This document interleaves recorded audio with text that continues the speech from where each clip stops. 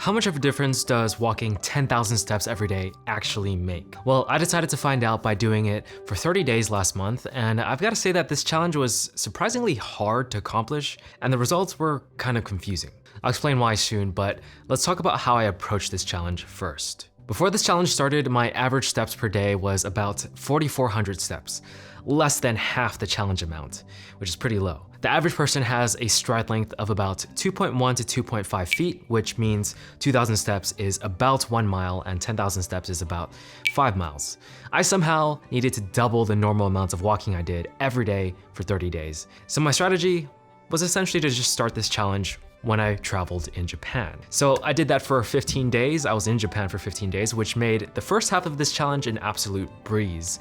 I didn't need to think about it or keep track of my steps because I walked well over 10,000 steps each day, with many days actually going over 20,000. You might think, well, of course, you're walking over 10,000 steps every day, you're traveling. And you're definitely right about that, but my friend who actually lives in Japan that doesn't even take too much public transportation showed me her step count every day for the past month, and it was pretty much consistently over 10,000 steps. So in my opinion, it's just something about being in Japan, it just makes you feel like you want to walk more.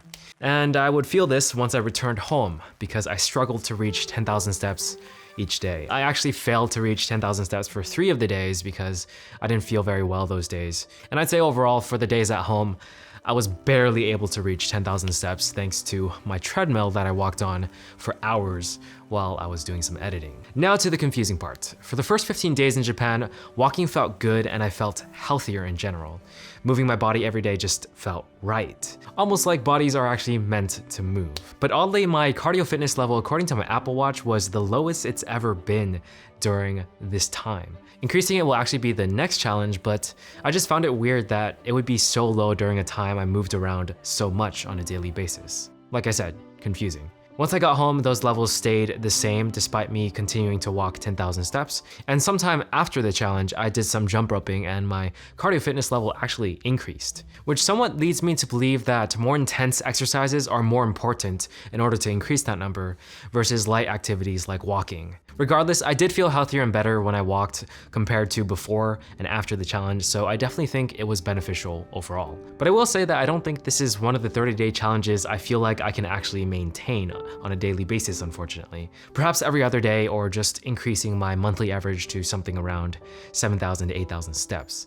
Due to the nature of how this challenge was accomplished, I'm focusing a lot on the differences between the first 15 days and the last 15 days, and I really do think the biggest difference was the feeling I got while walking around. Some environments just naturally make you feel like walking, while others are far less inspiring. Knowing that and how much it seems to influence the amount of steps taken per day, I'd say the best solution I can think of if you want to try this challenge is to either move to a different place with a better environment, which is not very practical, or drive yourself to an environment that's more suited for walking, which can be a hassle if you're someone like me who doesn't particularly like driving often. Another option is to try to adjust your environment, like how I use a treadmill while editing, and then just somehow turn that into a habit that you do all the time.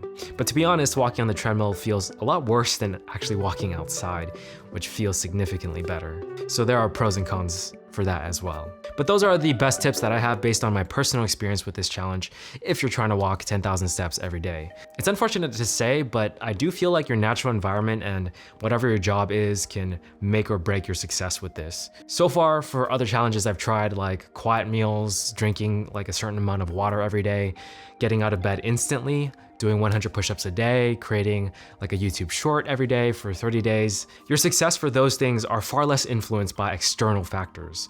They're mostly things you can control. So this walking challenge was definitely one of the more difficult ones. Also, I say these things to primarily bring attention to that factor in this equation, not to use it as an excuse not to walk 10,000 steps a day.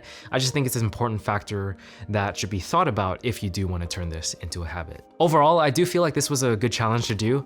I feel like I've heard people talk about walking 10,000 steps a day all the time, and you really don't know how difficult that is until you try to do it consistently every day.